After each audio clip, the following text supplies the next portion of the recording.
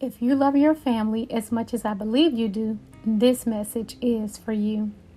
I was concerned about my legacy. What would it be, and how would I be remembered? Then I heard these beautiful words: You're living your legacy. You'll be remembered through your writings. It's healing and inspiring. That's the legacy. How will you be remembered? What's your story? You should be the one to tell it. I created this legacy journal just for you.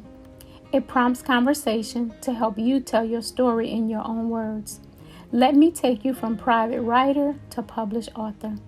There's no other gift more powerful than taking the guesswork out of your story.